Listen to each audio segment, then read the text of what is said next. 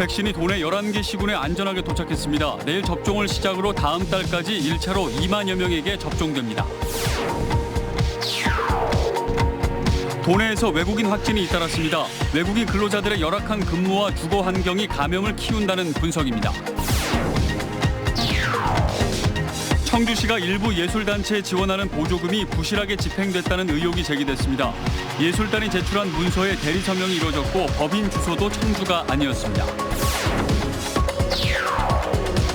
충북교육청이 체험학습 신청부터 보고서 제출까지 전 과정을 모바일로 할 수 있는 시스템을 전국 최초로 개발했습니다.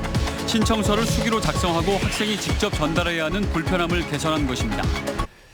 여러분 안녕하십니까. CJB 8시 뉴스 시작합니다. 드디어 내일부터 코로나19 백신 접종이 시작됩니다. 경기도 이천에서 출발한 아스트라제네카 백신 초도 물량이 도내 11개 시군에 모두 안전하게 도착했습니다. 구준혜 기자입니다.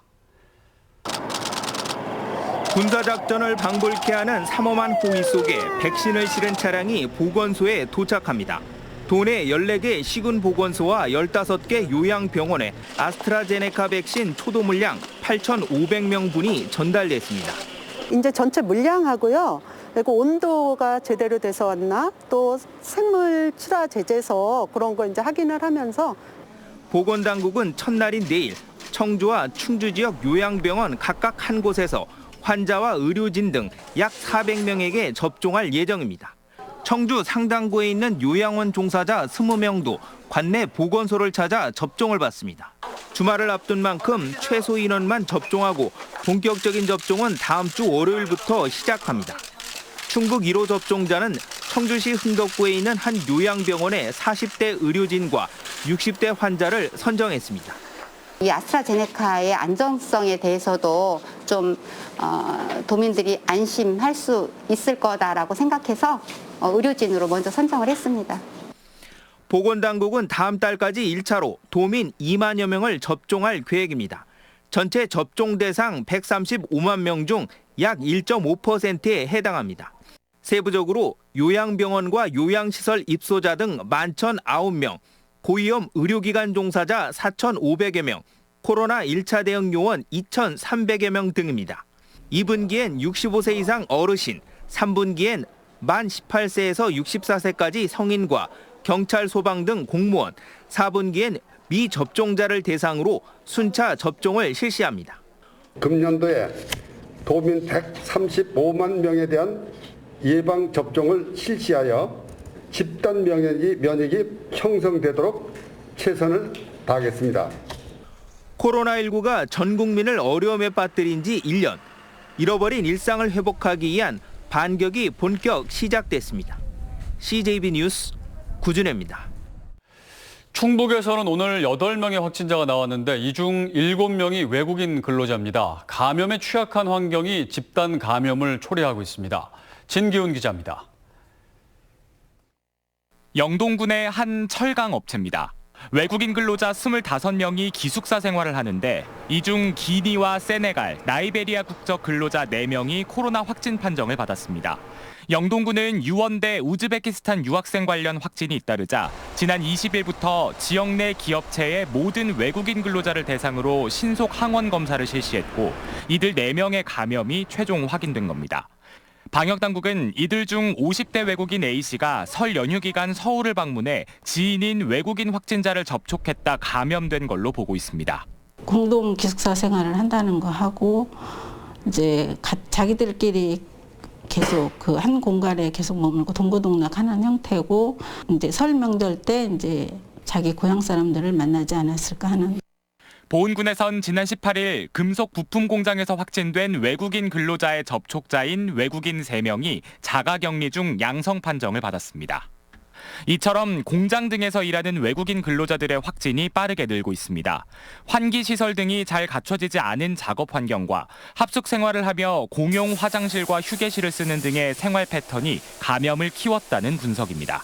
대체적으로 환경이 굉장히 좀 열악하다라는 겁니다. 누구 한 사람이 타지를 갔다 와서 접촉이 됐을 경우에는 그 같이 일한 사람들이 다 확진이 된다라고 보여질 수밖에 없는 이런 작업 환경이었습니다. 방역당국은 외국인 근로자 대부분이 소규모 사업장에서 일하는 만큼 각 사업장에서 발빠르게 근로자 동선을 파악하고 방역을 강화하는 등의 각별한 주의를 당부했습니다. CJB 뉴스 진기훈입니다. 청주시가 일부 예술단체에 지원하는 보조금이 부실하게 집행됐다는 의혹이 제기됐습니다.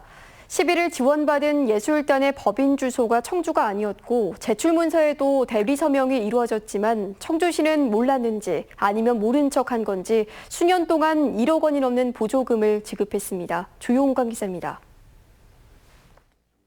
지난 2015년부터 지난해까지 충청북도와 청주시로부터 연간 4천만 원에서 5천만 원의 보조금을 지급받은 모 오페라단이 제출한 보조사업 청렴 이행 서약서입니다. 2018년과 2019년도 서약서에 자필 서명과 도장 위치가 복사한 듯 일치합니다. 특히 보조금 책임 관리자 서명은 다른 사람의 이름이 기입돼 있습니다.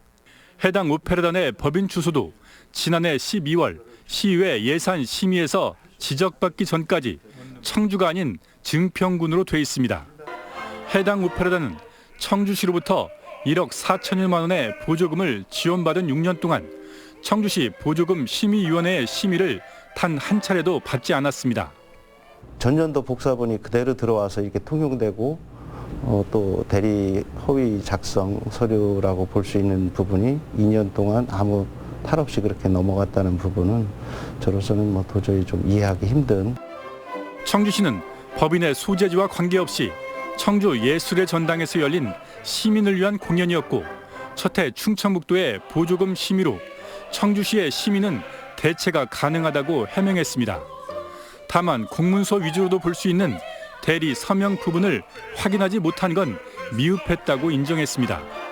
앞으로 이런 일이 없도록 보조금 심사부터 보조금 정산까지 꼼꼼하게 더 심도 있게 정산도 하고 심사도 하고 그런 체제가 되도록 하겠습니다. 해당 오페라단의 대표는 현 청주시의원의 배우자입니다. 청주시는 지난해 말 전액 삭감된 해당 단체에 대한 보조금 3,500만 원을 4월 추경에 다시 올리기로 해 논란이 커질 것으로 보입니다. CJB 뉴스 조용광입니다. 학교 밖 체험학습을 신청하려면 학부모가 일일이 수기로 작성하는 것은 물론 결제나 보고서 제출도 여전히 아날로그 형태에 머물러 있는데요. 충북교육청이 체험학습 신청부터 보고서 제출까지 전 과정을 모바일로 할 수 있는 시스템을 전국 최초로 개발했습니다. 김기수 기자입니다. 학부모가 스마트폰으로 자녀의 교회 체험학습을 신청하자 담임교사에게 문자로 전송됩니다. 확인 버튼을 누르자 체험학습 담당 교사에게 체험학습 내용과 기간이 전달되고 학교장의 승인을 거쳐 학부모에게 최종 통보됩니다. 학부모와 교사 모두 스마트폰 하나로 손쉽게 교회 체험학습 신청부터 승인까지 할 수 있는 배우러 시스템입니다. 당초 신청서를 수기로 작성하고 학생이 직접 전달해야 하는 불편함을 개선한 겁니다. 아이들이 제출을 안 할 때가 있어요. 가방에 넣어놓고 냈니 안 냈니 이걸 일일이 확인해야 되는데 그런 것들을 굳이 아이들 통해서 안 해도 되니까. 교사들은 학생 개인별 신청서를 하나하나 확인하고 결제해야 하는데 최소 일주일 이상 걸렸지만 이 과정이 간소화된 겁니다. 불필요한 행정 낭비가 이루어지고 있는 상황인데요. 특히 코로나19 시기에 가정학습으로 인한 교회 체험학습의 경우 그 수요가 매우 많이 늘어나서 또한 체험학습 후 제출해야 하는 보고서도 모바일로 작성이 가능하도록 했는데 학생과 학부모의 불편함을 줄이고 교사들의 행정 업무도 경감해주는 효과가 있습니다. 그대로 반영을 하면 이 부분이 이제 활용도가 높아지는 거죠. 학생들이나 학부모님들이 학교로 제출하는 종이를 없애보고자 하는 것입니다. 전국 최초로 개발한 배우러 시스템은 시범 운영을 거쳐 다음 달 중순부터 본격적으로 운영됩니다. CJB 뉴스 김기수입니다.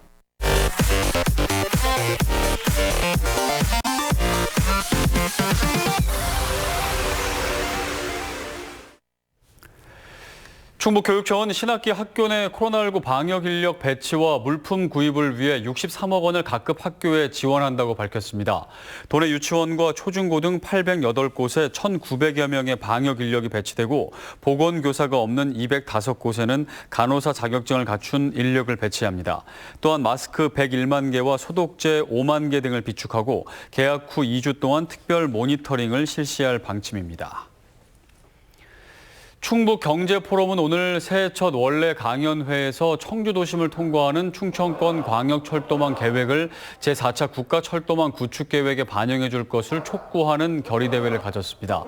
경제인들은 결의문에서 수도권 집중을 억제하고 국가 균형 발전의 초석이 될 충청광역철도망 구축을 위해 범정부적인 노력을 다해 줄 것을 촉구했습니다. 오늘 결의대회는 이시종 지사와 경제인 100여 명이 참석해 충북의 강력한 의지를 결집했습니다. 국회 세종의사당 설치에 관한 공청회가 오늘 국회 운영위원회 주최로 여야 의원들과 양쪽 진술인 2명씩 참석한 가운데 열렸습니다. 오늘 공청회에서는 세종시 정부부처 소관 11개 상임위를 이전하는 방안에 대해 본회의를 여의도 국회에 남겨두는 만큼 위헌 논란을 피할 수 있다는 주장이 나왔습니다. 하지만 이 경우 국회 이격으로 인한 또 다른 비효율이 초래된다며 헌법 개정을 통해 국회와 정부 전체를 옮기는 게 근본 해법이라는 의견도 제시됐습니다. 청주 상공회의소는 오늘 1차 임시의원총회를 열고 이두영 현 회장을 차기 회장으로 재선출했습니다.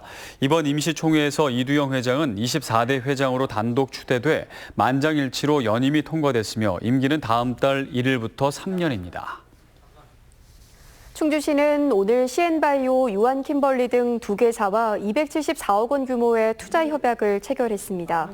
신생 마스크 전문 제조업체인 CN바이오는 2023년까지 충주 가주 농공단지에 250억 원을 투자해 570여 명의 근로자를 채용할 계획이며 유한킴벌리는 대소원면에 24억 원을 투자해 1,000제곱미터 규모의 공장을 증축하고 20명을 추가 고용할 방침입니다. 조정지역인 청주 아파트값이 설 연휴 이후에도 완만한 상승세를 이어가고 있습니다.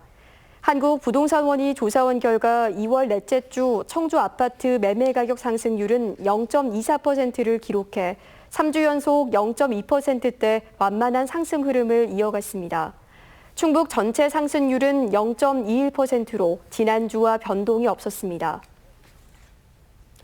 충주시와 청주우체국이 저소득층의 상해보험 가입을 지원하기 위한 만원의 행복보험 협약을 체결했습니다. 협약에 따라 청주시는 기초생활수급자 6천여 명에게 만원씩의 보험료를 내주고 청주우체국은 나머지 연간 보험료를 지원하게 됩니다. 보험 가입자는 재해 시 사망자 유족위로금 2천만 원과 입원비와 수술비를 보장받게 됩니다. 제천 예술의 전당 공사가 다음 달 초 시작됩니다.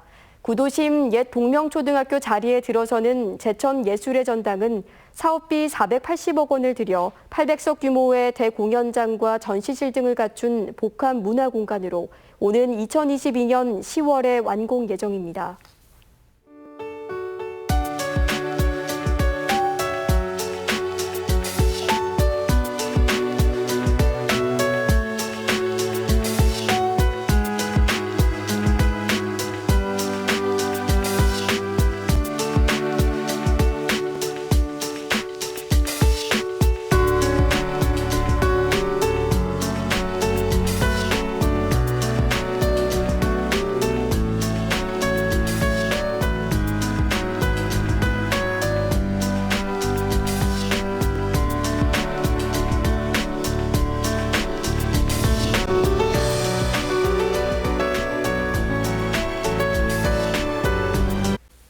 CJB 8시 뉴스를 모두 마칩니다. 시청해주신 여러분 고맙습니다.